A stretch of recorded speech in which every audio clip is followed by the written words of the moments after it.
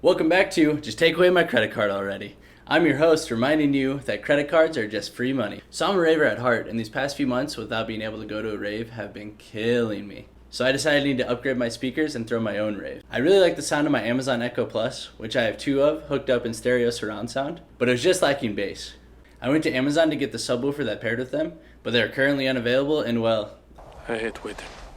so I went ahead and bought the Amazon Echo Studio, but not just one, I bought two. Now before we get too far into this video, I just want to let you know the rave I threw for myself was amazing. Complete with two Echo Studios, smart LED light strip that I hung up on my wall, laser lights hooked up, and a fog machine to top it all off. But anyway, this video is going to be taking a closer look at the Amazon Echo Studio, highlighting some of the things I really liked about it and some of the things that need improvements or just didn't meet my expectation. After going over the pros and cons, I'll go into the setup of the Amazon Echo Studio, as well as comparing the Echo Plus to the Echo Studio. So first, the positives. They sound pretty darn good, complete with three 2-inch speakers, one 1-inch tweeter, and one 5-inch subwoofer. They deliver a very pleasing amount of sound. I played music through one, and it did a really good job at filling up the whole house with sound. Then whenever I hooked them both together, it was almost overwhelming. Secondly, the bass is very noticeable.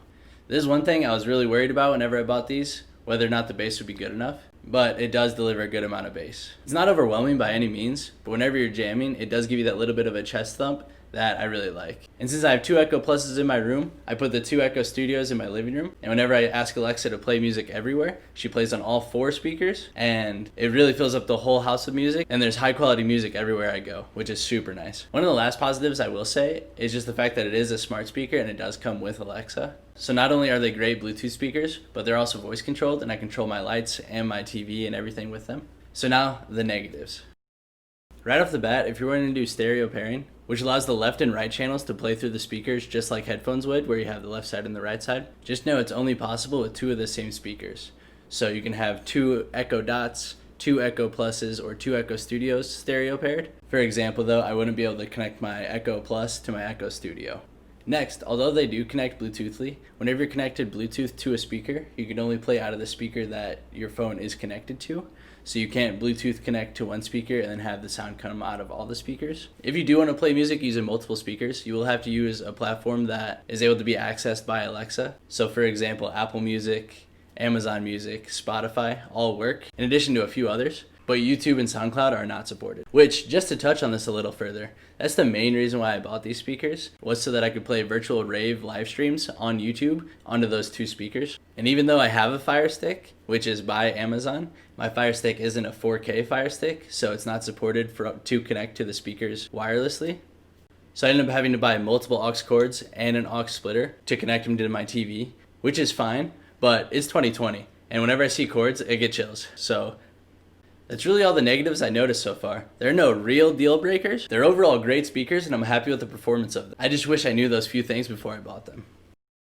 The great thing about Alexa products is how easy they are to set up. It really is just basically plug and play. The Alexa just comes with one power cord you need to plug in. Then the blue ring on the top will power on and start spinning, which is Alexa powering on and going through basic setup. After about 30 seconds or so, the blue light will turn into an orange light, signifying it's time to open the Alexa app to finish first time setup. Hello. Ready for setup. Go to your Alexa app and follow the instructions. Bringing your device online. Just a moment. Once in the app, you'll click over to Devices, then the plus sign in the top right corner to add a new device to your account. Simply select whatever device you have. Since I'll be setting up my Amazon Echo Studio, I will scroll down to that and select that. It will then ask if the orange light is circling, which, quick note, if it's not on your device, you can simply hold the Alexa button to manually put your Alexa into setup mode and make the orange light appear. It will then take you through the setup process, such as connecting Wi-Fi and selecting which room in the house you will be putting your Alexa. And lastly, you can teach your Alexa your voice and enter your home address for up-to-date weather and location information, but I'm just going to skip this for now. After you finish setup in the app, I thought it was really cool how the Alexa Studio played the audio to get a sense of the environment, as you can see here. Just a moment while I tune your Echo to match the acoustics of this room. But that's really all it takes to set up. You are officially good to go and start using your Alexa for whatever you want. Your Echo is ready. Here I have all 4 of my Alexa devices. I'm going to go through and do a sound comparison of them all. First, I'm going to set a single Echo Plus next to a single Echo Studio. I'm going to play one, and then I'm going to play the other. Then after that, I'm going to have a clip of both the Echo Pluses in stereo pair. They're both going to be playing as a unit, and then I'm going to do the Echo Studios both playing as a unit stereo paired. So you can kind of get an idea of how they compare, and I'm going to be doing all these tests at half volume, so 50%. Let's get right to it. I know I'm not alone.